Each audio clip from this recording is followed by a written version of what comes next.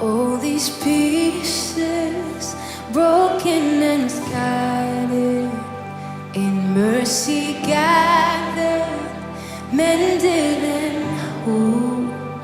So take this heart, Lord, I'll be your vessel, the world to see your life in me. Oh, amazing grace, how sweet the sound that saved a wretch like me. Ooh, oh, I once was. Bonjour chers téléspectateurs, c'est votre servante Mamie Amani dans cette émission que vous aimez tant qui s'intitule Nature Elle. Nature Elle, c'est une émission des femmes mais pour l'édification de tous. Donc vous êtes homme, ne zappez pas, c'est aussi pour votre édification. La fois passée, nous avons parlé du divorce et nous avons pris qu'une partie seulement où nous avons parlé des causes des divorces. Et avec mes invités de la semaine passée, nous n'avons même pas épuisé. J'ai vu comment mes invités avaient vraiment de la matière, mais le temps nous avait fait défaut. Mais cela n'empêche que nous puissions continuer dans le même thème, mais nous allons évoluer. Et aujourd'hui, nous parlerons d'autres choses. Nous parlerons donc aujourd'hui des conséquences des divorces et des remèdes. Et pour rafraîchir un peu la mémoire, pour ce que nous avons vu la semaine passée, parmi les causes, nous avons évoqué la fidélité, l'incompatibilité. C'était vraiment énorme, c'était bien, et nous voyons quand l'homme abandonne ses charges, la femme aussi, quand la position sociale change, et cela peut amener au divorce, mais à la fin, avec le mot de la fin de nos invités et de nous-mêmes, nous avons remarqué que les raisons peuvent être énormes, mais cela n'est pas impossible à Dieu de remettre les choses sur le rail. Et nous avons constaté qu'il y a quelque chose de touchant, les raisons qu'on peut évoquer, même ce qu'on a cité, ce qu'on n'a pas cité, ce que vous êtes peut-être en train de vivre ou vous connaissez, nous savons que toutes ces causes viennent parce qu'il manque de l'amour. Et c'est pourquoi dans le livre de 1 Corinthiens, chapitre 13, et si vous avez le temps, même à la maison, aujourd'hui nous n'avons pas le temps de lire tout cela. 1 Corinthiens 13, chapitre 13, donc 1 à 13, vous voyez là, on parle de charité, on parle de l'amour. Quand ces choses-là manquent, quand l'amour manque, on va commencer à donner des causes. C'est à cause de ceci que je suis parti, c'est à cause de cela que je suis parti.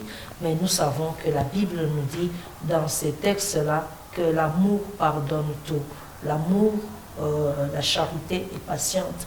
Donc si nous avons un peu d'amour, un peu de crainte de Dieu, nous pouvons remédier et revenir à la volonté de Dieu qui est de nous garder encore unis. Alors ça c'était pour la semaine passée, mais aujourd'hui nous entamons donc autre chose. Pour ne pas trop bouger les idées, nous aimerions toujours continuer avec les mêmes invités de la semaine passée. Donc nous avons encore sur ce plateau Papa Patrick Ilanga que nous saluons ici. Bonjour Papa Patrick. Bonjour Mamie. Et nous avons aussi Maman Nathalie qui n'est pas sa première visitation comme l'autre fois. Aujourd'hui, nous la connaissons. Donc, bonjour aussi, Maman Nathalie Boyo. Bonjour, Mamie. Que le Seigneur vous bénisse. Donc, aujourd'hui, nous allons gagner vraiment le temps et nous vous aimons. Voilà pourquoi les bien-aimés Satsal a donné ce qu'ils ont. Aujourd'hui, donc, nous parlons des remèdes pour gagner du temps. Nous commençons directement avec les remèdes. Nous avons vu les conséquences, nous avons vu tout ce qui peut amener les causes. Nous avons vu les causes, très bien. Et aujourd'hui, nous voulons voir quelles sont les conséquences du divorce et comment remédier à cela. Donc nous parlons d'abord des conséquences. Maman Nathalie, avez-vous quelques conséquences du divorce? Voilà. Une des conséquences, la première que j'aimerais citer, qui englobe beaucoup d'ailleurs, c'est l'instabilité. Instabilité. L'instabilité du couple. Qui veut dire quoi, instabilité? L'instabilité, par exemple, dans le ménage, l'homme, la femme et les enfants, chacun a un rôle à jouer. La femme, par exemple, elle est celle qui entretient la maison, qui entretient, je vais prendre un exemple simple, qui entretient les vêtements du mari, qui sait où se trouve quoi dans la maison, qui entretient les enfants, qui s'applique à les laver, à donner le bain le matin, par exemple, pour aller à l'école, même si elle peut avoir du personnel de ménage, d'appui, mais c'est elle qui prépare, voilà, la maîtresse de la maison et qui apprête la nourriture, qui sait comment monsieur mange, qu'est-ce que tel enfant n'aime pas, et ainsi de suite, qui veille même à ce que les enfants en allant à l'école, c'est déjà la reprise de l'école, les enfants vont à l'école, ils reviennent, qu'est-ce que vous avez étudié, même s'il peut y avoir le précepteur, mais la maman, elle est en train de suivre. Qu'elle soit ménagère ou pas, elle veut voir les cahiers, elle veut voir comment est-ce que son homme se tient. Mais ça devient instable quand maman n'est plus là. On se réveille le matin, qui va chauffer de l'eau? Même si la bonne est là, mais il y a de l'instabilité. Papa ne sait plus se tenir en bonne santé parce que son épouse est partie, ou c'est peut-être, ça arrive aussi que ce soit l'homme qui parte de la maison, qui abandonne la femme, mais là où il est, il n'a plus cette prise en charge. Les enfants ne sont plus pris en charge, les enfants ne sont plus propres, on voit des enfants qui sont abandonnés, instabilité. Merci beaucoup de nous faire bien comprendre l'instabilité, parce qu'on pouvait dire seulement le mot instabilité, mais on ne comprend pas. Mais quand vous entrez dans les détails, on voit le devoir de la femme qui n'est plus là, donc ces devoirs-là ne sont plus faits. Et pour l'homme, pareil, donc l'instabilité, je crois que vous notez ça, l'instabilité. Papa, Patrick. Merci beaucoup, mamie. Vous allez permettre que je parle de quelques conséquences. Elles sont fondamentales. Elles valent mieux qu'on puisse les citer. Mais j'aimerais plus qu'on parle une à la fois pour permettre à nos auditeurs et nos de commencer à noter au fil du temps. Oui, justement, je vais y aller dans ce sens-là. Donc, c'est pas que... J'aimerais d'abord parler de la conséquence en rapport avec l'honneur de Dieu. Honneur de Dieu. Ici, vous savez, très capital. Les divorces, n'est-ce pas, déshonorent notre Dieu qui est le créateur du mariage. Il n'est plus glorifié parce que lui n'avait pas créé le mariage pour le divorce. Quand les gens tombent dans le divorce, il n'est plus glorifié. Les divorces abîment un peu l'image, l'illustration du mariage tel que Christ l'explique entre Christ et l'Église. Quand on divorce, vous voyez combien est ternie cette image du mariage tel que Christ présente entre lui et l'Église. Et sur le plan personnel, comme Maman Nathalie l'a ainsi dit, moi je voudrais ajouter en disant qu'il y a la destruction de l'homme. Lorsque nous avons parlé l'autre fois, nous sommes allés sur une image des deux papiers qui ont été joints avec une colle, n'est-ce pas? Et que quand on devait les détacher, ces papiers n'étaient plus possibles pour une utilisation normale, n'est-ce pas? La destruction de l'homme. Là, l'homme, que ce soit l'homme ou la femme, je parle de l'homme, les deux, doivent endurer des pertes irrémédiables, tant sur le plan spirituel, émotionnel que physique. Vous voyez, par exemple, la honte. La honte que les divorcés endurent dans la société et les manques du bonheur. La honte vis-à-vis de la société. Oui, vous citez vraiment, mais c'est bon comme ça. Ça se marie et ça s'enchaîne, c'est bon. Et les manques du bonheur. Maman Nathalie a parlé de la maison où Dieu déjà lui-même avait dit qu'il n'est pas bon que l'homme soit seul. Maintenant, on le laisse encore seul. On le laisse encore seul. Comment la complémentarité, la complexité, le mariage déjà détruit la solitude, mais maintenant tu restes encore seul. Et quand bien tu peux te marier, d'ailleurs, des familles... Tu peux te remarier. D'ailleurs, les familles éduquées, en dehors des familles chrétiennes, même sur la base de l'éducation simple, n'acceptent pas les divorcés, que ce soit l'homme. Vous amenez une femme divorcée, dédain, avec dédain. Un homme divorcé, avec dédain. Vous voyez combien ça tue au niveau de la... Et puis au niveau spirituel, nous avons évoqué Malachie 2 autrefois, n'est-ce pas? Malachie chapitre 2 à partir du verset Verset 13, ouais. où Dieu dit que même vos offrandes, il ne prend plus Il ne prend à plus cause de plaisir. votre divorce. Wow. Oui. Vous voyez combien vous avez compromis votre éternité, n'est-ce pas, votre vie à côté du Seigneur. Vous l'avez déjà gâché. Et que dire des enfants? La vie des enfants qui tombent en péril à cause de cette divorce, de ce divorce. Et l'aspect économique des choses qui a atteint, peut-être l'unité, apporter un plus et que vous restez seul. Si c'est l'homme qui a apporté que vous ne travaillez pas, la femme, vous regardez combien vous tombez économiquement et vice-versa. Et si c'est les deux qui apportent. Et que dire de l'impact du couple vis-à-vis de la société, les témoignages. Les témoignages. Et puis il faut dire que si ce sont des chrétiens, l'Église est affectée. Même la société non chrétienne n'accepte pas les divorces des chrétiens. L'Église est affectée. Donc il y a des conséquences énormes. Énorme. Il y a des conséquences énormes. Papa Patrick ne pouvait pas se limiter à une seule conséquence, mais ce qui est bien, comme je dis, tout se relie. Là, je retiens plus le déshonneur de Dieu et aussi le déshonneur des mariés eux-mêmes. Et l'exemple que vous avez donné est très riche. Quand on veut se remarier, dès que la famille respectable entend c'est une femme divorcée, c'est un homme divorcé, ça diminue déjà à votre valeur. Maman Nathalie, vous avez encore la parole pour les conséquences et puis nous passerons à autre chose. Papa Patrick a carrément... ramassé. Oui, il a ramassé et peut-être rentré dans les mêmes choses, mais avec d'autres termes. Voilà. C'est que on perd sa nature vis-à-vis le respect. Voilà, c'est ce que j'allais dire. On n'est plus une personne respectée. Je prendrai l'exemple d'un homme de Dieu qui pouvait être connu, qui était suivi dans plusieurs médias peut-être, et qu'il arrive à divorcer. Où est la place de cet homme aujourd'hui si on entend qu'il a divorcé? Il perd la place, il perd le respect des fidèles. Et même l'Église se disperse. Ils sont là. Malheureusement, à nos jours, nous pouvons en compter des hommes de Dieu qui sont sujets à des divorces.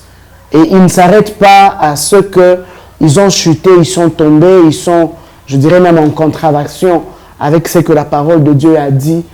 Dieu est le divorce. Mais des hommes de Dieu qui divorcent, ils ne se retirent pas du champ.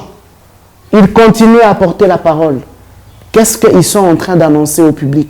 Quel est l'exemple qu'ils donnent encore? Parce que Dieu dit il est. Il est. Il est chiffonné d'entendre ça. Mais il y a des hommes de Dieu qui divorcent et qui continuent à prêcher. J'ignore quelle est la nature de l'évangile qu'ils sont en train de continuer à apporter. Que des enfants aujourd'hui que nous ramassons sur la rue. Donc on sert Dieu qu'on a déshonoré dans le divorce. Vous comprenez? Compliqué. Vraiment, il y a S'il conflit. Hein? n'accepte pas Il y a l'offrande, conflit. est-ce qu'il accepte ta Donc prédication, voilà, ton travail, il ton accepte. service. C'est compliqué. Vous l'avez déjà Là, déshonoré. Là, c'est une grande leçon. Mais moi, je crois, là, ça nous amène à un sujet que j'ai toujours aimé. Nous sommes au temps de la fin, où les gens Voilà. deviennent autres. Voilà. Les gens deviennent purs des cœurs et tout ça. C'est pourquoi nous ne cessons de le dire, que cette émission est pour édifier les gens, pour revenir. Parce qu'il y a, comme maman Nathalie a évoqué un peu, les serviteurs de Dieu qui divorcent, mais malheureusement qui se remarient. Et l'Église continue à fonctionner. La Bible nous parle de ces choses-là, je crois que c'est dans 1 Corinthiens 6. Il dit ni les impudiques, Oui. ni les efféminés, ni les adultères Mériteront pas le royaume des cieux. cieux. Maintenant, moi, je ne sais pas comment vous allez expliquer ça. Qui est adultère? Qui est impudique? Hein, donc, il y a toutes ces choses et ça tombe bien. Vous avez écouté, ça peut vous énerver, c'est bien. Mais réfléchissez, c'est parce que Dieu vous aime. Il ne veut pas que vous continuez dans cette voie-là. Il n'est pas encore tard. Hein, vous pouvez revenir à votre premier amour, demander pardon et recommencer la vie. Les conséquences sont énormes et c'est terrible de demeurer dans ces choses-là. Notre but et notre objectif de cette émission est de nous ramener au Seigneur afin que ce jour-là nous soyons heureux nous n'aurons pas à rougir devant la présence de Dieu. Maman Nathalie, c'est vous qui parlez, et moi je ne suis que une servante qui ajoute un petit mot. Je parlais des enfants que nous ramassons dans la rue aujourd'hui, appelés les Chégués. Certains d'entre eux, si pas nombreux, se retrouvent dans la rue à cause des divorces des parents. Nous oublions notre premier amour à cause de l'égoïsme, parce que nous n'avons pas été satisfaits, nous décidons de divorcer. Mais les enfants que nous avons eus à cause de cet amour, où est-ce que nous les avons mis, nous les avons placés? Quel est leur avenir? Ils sont sur la rue. Et il manque l'éducation, ils deviennent des voleurs, on les traite des sorciers.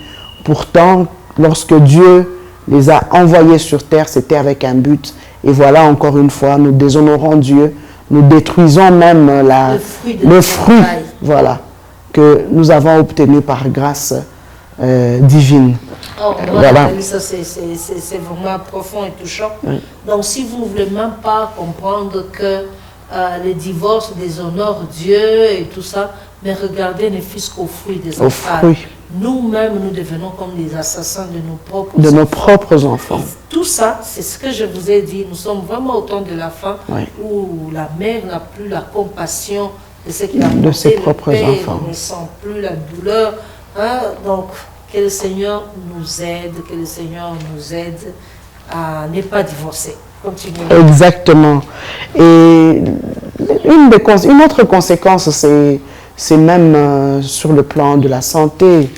On peut tomber malade parce que soit peut-être c'est la femme ou c'est l'homme qui soit offensé. La personne offensée peut développer une maladie, hypertension, peut développer un problème psychique même. Pourquoi pas ne pas attraper une folie? Et vraiment dépasser et ne plus arriver à se réinsérer dans la société. On devient une personne vulnérable parce qu'il est même prouvé par des chercheurs que celui qui est blessé n'a rien d'autre à faire que de blesser aussi. Oui. On devient... Voilà.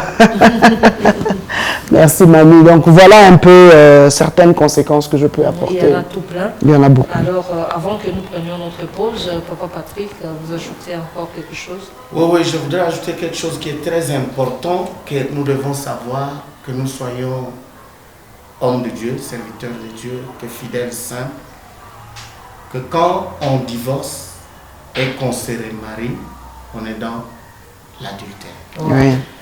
Et beaucoup ont cherché à justifier pour dire non, si l'autre meurt ou quoi que ce soit. Jésus a répondu à cette question. Il a dit, l'homme qui répudie sa femme et qui se remarie commet l'adultère. Et l'homme qui épouse une femme répudiée commet l'adultère. Alors, Papa Patrick, allons doucement.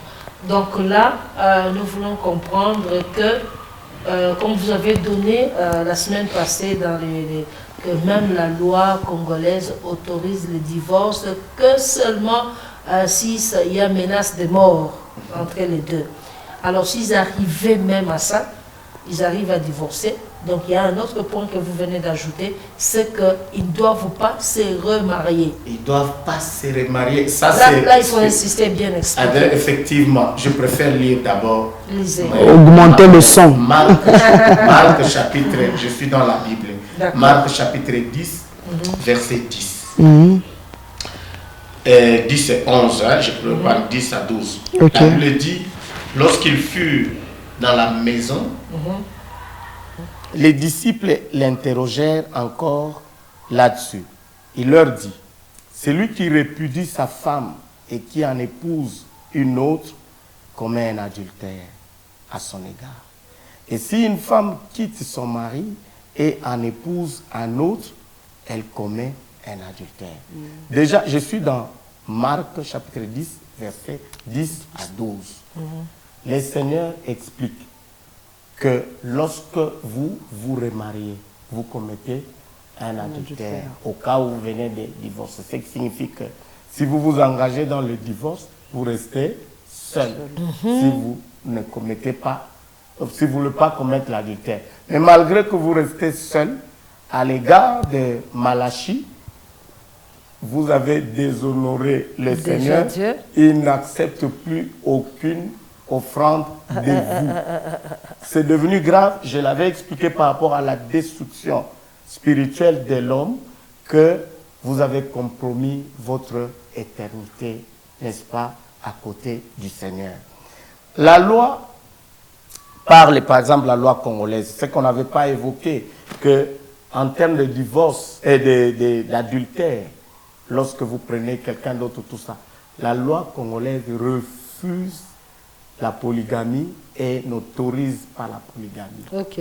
C'est-à-dire que si vous prenez une deuxième femme, vous êtes homme, vous prenez une deuxième femme, comme on parle en termes de bureau, et que votre épouse saisit la justice, vous êtes en adultère. Et vous allez être condamné par rapport à cela. Et si vous vous engagez à aller devant l'autorité de l'état civil, il ne peut pas, disons, célébrer un deuxième mariage. S'il ose le faire, et vous et lui, vous tombez dans une infraction qu'on appelle bigamie. C'est-à-dire, vous vous êtes marié deux fois. Parce que notre loi n'autorise pas deux mariages. Notre loi est monogamique. N'autorise que la monogamie. Donc, et même si vous voulez aller dans la procédure de divorce, il faut d'abord divorcer si vous voulez vous remarier. Mais il faut obtenir les jugements. Des divorces. Des divorces avant. Qui n'est pas facile aussi. Qui n'est pas facile avant d'entamer une quelconque procédure. Ça, c'est sur le plan légal. Mais sur le plan biblique, nous avons vu où le Seigneur montre clairement que vous soyez homme de Dieu, pasteur, bishop, prophète, si vous divorcez et que vous vous remariez, vous êtes en adultère. Vous êtes dans l'adultère. Et j'ai aimé les versets que vous avez évoqués là. Les adultères n'hériteront pas le royaume des cieux. Ça c'est dur. Ça c'est dur. Merci beaucoup donc pour ces temps déjà. La première partie est passée. C'est vite passé, mais ça vaut la peine et je crois que c'est intéressant. N'éteignez pas votre télé, ne zappez pas parce que ce n'est qu'une pause. Nous allons revenir après ceci. Amazing grace, how sweet the sound.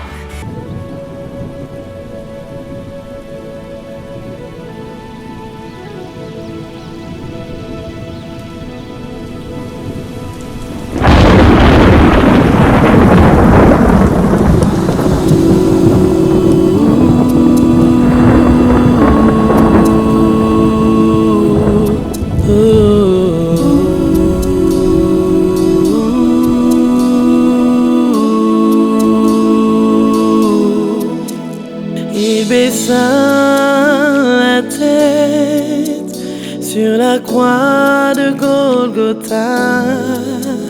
Il baissa la tête, la victoire fut scellée. De haut en bas, le voile se déchira. Dans les ténèbres, la terre fut inondée. La création tout entière salua la victoire de la croix. Notre espérance beaucoup plus grande que ce que le monde n'a pu nous offrir. La vie éternelle aux côtés de Christ que nous avons servi sans l'avoir vu. Notre espérance beaucoup plus grande que ce que le monde n'a pu nous offrir. La vie éternelle aux côtés de Christ, celui qui nous a donné sa vie. Oui, je l'aime.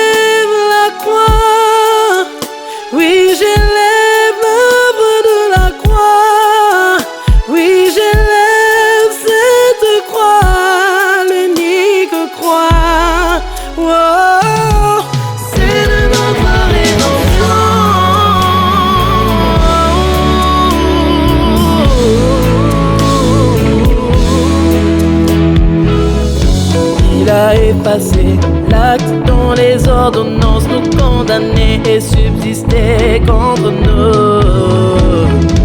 Il a dépouillé les dominations, les autorités et les a livrés publiquement en spectacle. Oh, la croix volée pour les hommes, sagesse de Dieu, mystère caché de la rédemption. Quiconque regarde à elle obtient la vie éternelle. Oui, le salut par son sang. Oh,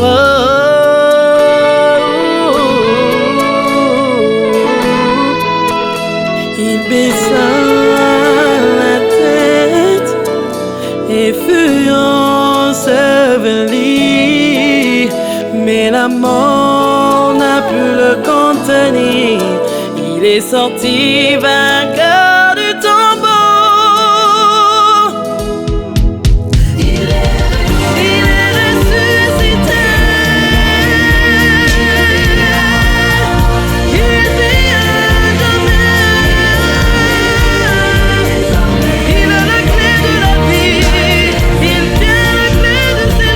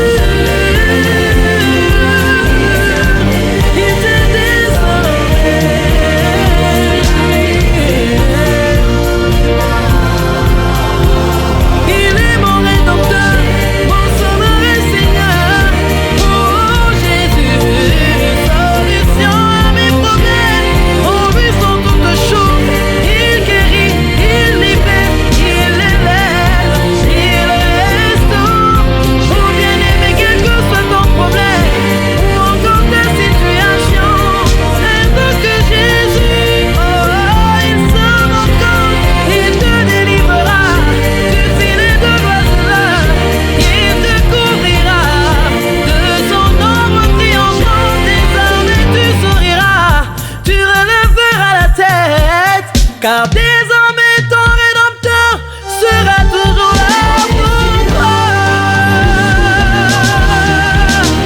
Oh, la croix. Oh, oh, I can tell you something. There is no power without Jesus. I can tell you something. There is no power without Jesus Christ. Oh, oh, ma délivrance, le salut, mon héros, mon héritage. Jésus, Jésus, Jésus.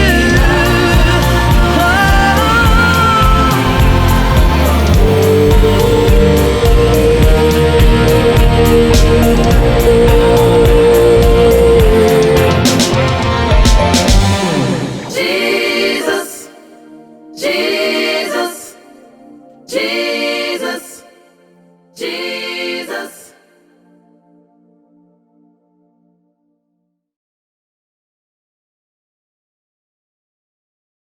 Amazing grace, how sweet the sound. Merci beaucoup d'être là, encore nombreux en train de nous suivre. Nous sommes sur le plateau de la télévision Parole éternelle et nous sommes dans notre émission Nature Elle. Donc nous continuons ce thème que nous avons, le grand thème des divorces, et nous sommes en train de parler des conséquences.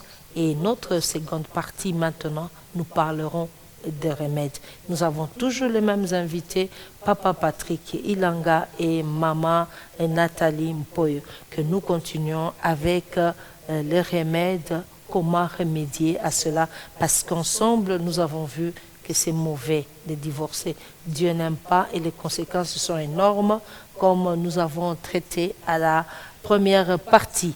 Alors, les remèdes, Papa Patrick, donnez-nous quelques remèdes. Oui, merci beaucoup, mamie. Le remède, c'est Jésus. Amen.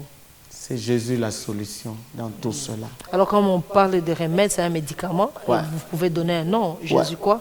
Comme nous parlons de remède, donc c'est un médicament. Et vous avez dit que le remède, c'est Jésus. Donnez un nom. Jésus Missine? Jésus Non. quoi? Jésus-Christ. Amen. Jésus-Christ, c'est lui le Ça nous détend un peu, remède. c'est bien. Je veux dire que le mariage, c'est une affaire de Dieu. C'est Dieu qui a créé le mariage, qui a institué le mariage. Il faut comprendre la volonté de Dieu dans le mariage. Et je voudrais évoquer un verset qui montre que le remède, c'est Jésus. Et c'est à partir de ce verset qui fera que nous ne puissions pas tomber dans Les divorces. les divorces.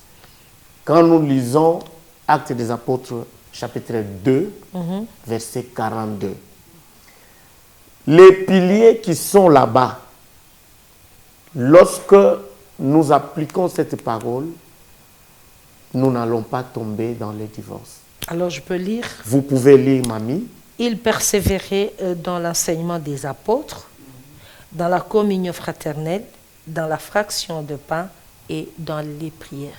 Dans les prières.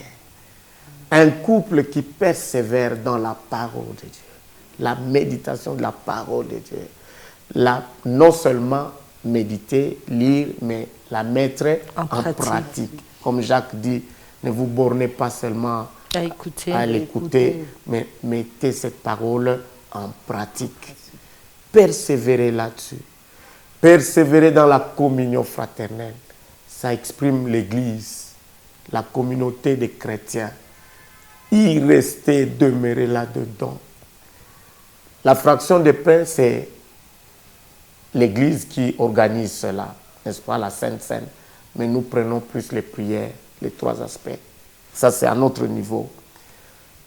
La parole de Dieu, la communion fraternelle et les prières. Un couple qui se base sur ça ne sera pas ébranlé. Amen.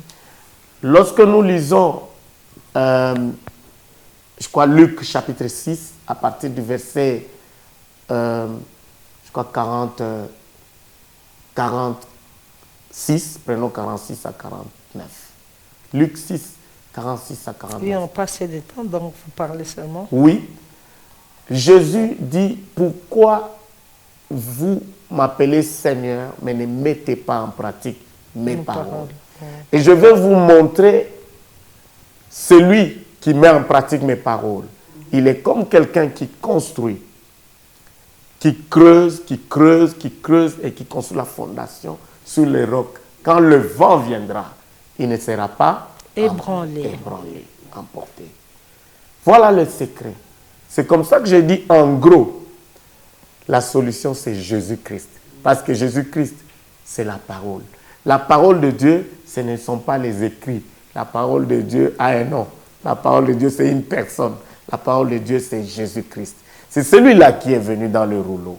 Amen. C'est lui, Jésus-Christ. Lorsque vous y êtes, persévérez, priez, communion fraternelle. Là, des problèmes se lèvent, vous regardez ce que dit la parole de Dieu. Parce que vous la mettez en pratique. Moïse a dit à Josué que ce livre de la loi ne s'éloigne point de ta bouche. Médite-le jour et nuit afin d'agir fidèlement selon ce qui est écrit. C'est alors que tu réussiras. C'est alors que tu auras du succès dans toutes tes entreprises. C'est Shalom. Josué, chapitre 1er, le verset Verset 8. 8. Merci beaucoup. Donc, pour Papa Patrick, le remède, les médicaments à prendre, c'est Jésus. Il faut boire Jésus, manger Jésus, matin, midi, soir, et vous verrez les résultats. Alors, maman Nathalie. Oui, quand il prend la parole, il dit tout. Et puisque lorsqu'on a Jésus, le Saint-Esprit nous aide Amen. à retrouver la faute Amen. là où l'on est tombé, à Amen. reconnaître. Amen. Parce que s'il y a eu divorce, quand il y a eu une cause qui a amené au divorce, il y a eu des conséquences. il y a moyen de remédier par Jésus-Christ. Amen. Alors lorsque l'on reconnaît, l'on revient à son tort auprès de son partenaire et qu'on redevient, on rentre dans son premier amour par la grâce de Dieu. Je pense que lui qui est le réparateur des brèches, il est capable de réparer ce couple, de réparer ses fracas, de remonter là où l'on est tombé. N'est-ce pas que la Bible dit, je pense que c'est dans Ecclésiaste, 2 valent mieux qu'un. Parce que lorsque l'un tombe, l'autre le relève. Où est-ce que l'autre est tombé? Est-ce que tu ne peux pas lui tendre la main, telle que la parole de Dieu le dit? Toi qui es resté fort, tends-lui la main et relève-le afin que vous puissiez continuer la marche. Ça, c'est un des remèdes. C'est de tendre la main à celui qui est tombé, de le relever afin de continuer la marche. Il faut avoir un cœur pour tendre la main. Ce n'est pas facile. Ce n'est pas facile du tout. Il faut avoir un cœur. Il faut avoir un cœur. Alors là, nous retenons aussi un autre point que vous venez d'ajouter, c'est le Saint-Esprit. Le Saint-Esprit. Papa Patrick nous a parlé de Jésus, consommer Jésus. Et vous verrez en priant avec Actes des Apôtres chapitre 2 et le verset 42. Et Maman Nathalie vient d'ajouter, en cela, nous devons avoir le Saint-Esprit parce que c'est lui qui va nous donner la force. Et quand il parle du Saint-Esprit, nous voyons carrément ce que la Bible nous dit à propos du Saint-Esprit. Il nous dit dans Jean chapitre 16, et même on peut commencer à partir du verset 7, cependant, je vous dis la vérité, et il est avantageux que je m'en aille, car si je ne m'en fais pas, le consolateur ne viendra pas vers vous. Mais si je m'en vais, je vous l'enverrai. Maintenant, 8, il est vraiment intéressant avec ce que nous sommes en train de débattre. Maintenant, 8, il dit, et quand le Saint-Esprit sera venu, il vous convaincra. Il convaincra le monde de ce qui concerne le péché, la justice et le jugement. Et nous parlons alors de divorce. Nous avons vu que c'est la dureté du cœur qui pousse l'homme à divorcer. Jésus a même dit qu'il n'en était pas ainsi au commencement. C'est à cause de la dureté de votre cœur. Voilà. Alors le Saint-Esprit peut nous convaincre que cette dureté-là puisse tomber et qu'on arrive à pardonner, comme nous avons dit des Actes des Apôtres, chapitre 13, 1 à 13, que nous manifestions cet amour et le Saint-Esprit qui va nous aider à pratiquer l'amour, parce que j'ai même dit à Maman Nathalie, c'est pas facile, et que le Saint-Esprit va nous aider. Nous avons Jésus, nous avons la parole, nous avons la prière, et avec la puissance du Saint-Esprit, je crois que ça sera possible. Amen. Maman Nathalie a dit quelque chose de bien, que Jésus est le réparateur des brèches. Son rôle n'est pas de casser, son rôle n'est pas d'éteindre, mais son rôle est de réparer.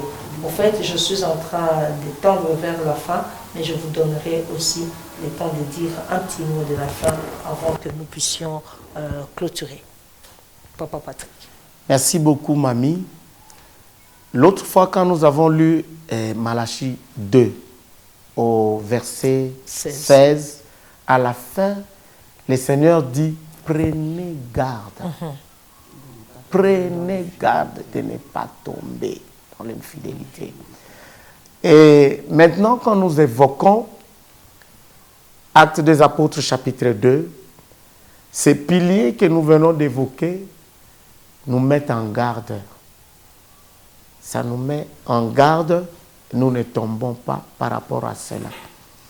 Jésus dit, votre ennemi, le diable, rôde autour de vous comme un lion. Rugissant, cherchant qui dévorer. Veillez et priez. Veillez et priez. Veillez, c'est la parole, c'est la mettre en pratique, tout ça.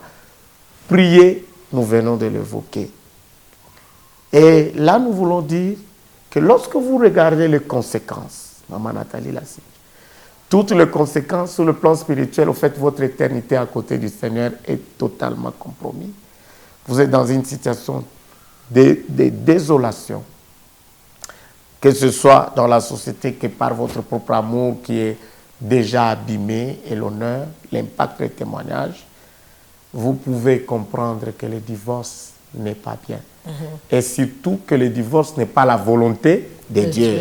Dans Matthieu chapitre 19, nous l'avons lu à partir du verset 4, Jésus dit, au commencement, il n'en était pas ainsi. Et il conclut en disant que personne ne sépare. Donc, c'est que Dieu a joint. Que personne, que ce soit l'homme, que ce soit la femme ou des personnes tierces, aucune cause, donc que personne. C'est ça la volonté de Dieu. Amen. La volonté de Dieu, c'est que vous entrez dans un mariage monogamique et à vie.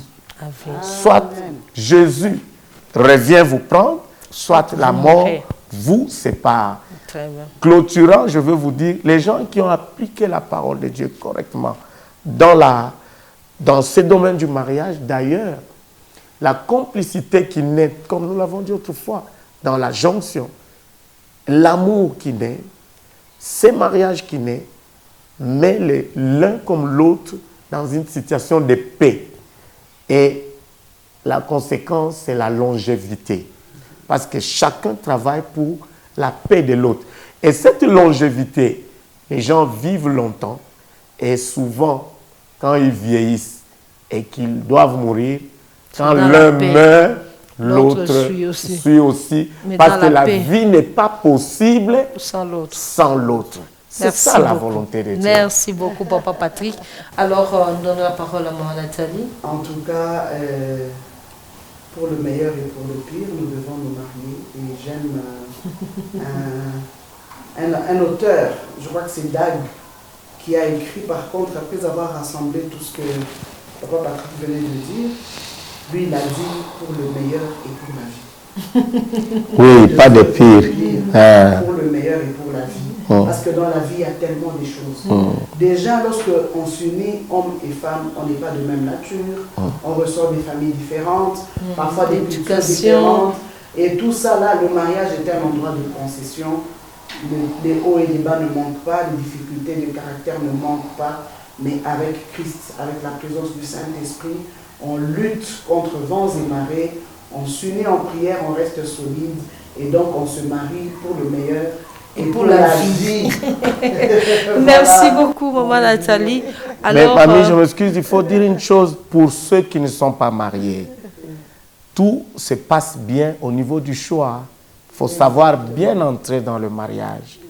C'est nos émissions passées, on en parlait un peu de choix. Merci beaucoup, Papa Patrick, pour votre contribution à cette émission et que le Seigneur vous bénisse. Amen. Merci aussi, Maman Nathalie. Aussi, mamie. Merci beaucoup, Maman Nathalie. Merci de prendre ce temps, les 2 semaines ici, ce que vous avez donné à édifier plusieurs. Alors, nous vous disons aussi merci de nous suivre et particulièrement, je vais dire merci et merci encore pour ces couples qui ont fait déjà 1 année de mariage. C'est un effort, 5 ans, 10 ans. 15, 20, 30, 50 et un grand bravo pour ceux qui sont à 60 ans des mariages. Et si vous êtes là, ou bien vous connaissez quelqu'un qui est encore dans le mariage, qui a fait 60 ans et plus, vous laissez votre numéro ou bien vous écrivez à ces numéros qui passent là. On va envoyer une équipe pour voir ces gens-là. Ils peuvent avoir un petit cadeau parce que nous savons que faire longtemps dans le mariage, ce n'est pas facile. Il y a des temps difficiles, mais avec la grâce de Dieu, voilà que vous êtes arrivés à 60 ans de mariage, 65, 70, waouh! Et nous bénissons le Seigneur pour cela. Et nous disons vraiment merci à nos bien-aimés qui ont réalisé cette émission, Papa Yann et Papa Ray, qui ont permis que nous puissions entrer dans vos maisons. Nous vous aimons beaucoup et je crois que c'est pareil aussi pour vous. Nous aurons le même programme la semaine prochaine, les mêmes heures et sur le même plateau. Que le Seigneur vous bénisse et qu'il vous abonde et qu'il vous abonde encore et que la parole de Dieu demeure toujours dans votre maison afin de ne pas céder aux tentations du diable. Merci et au revoir. All these pieces broken and scattered, in mercy gathered mended and whole. So take this heart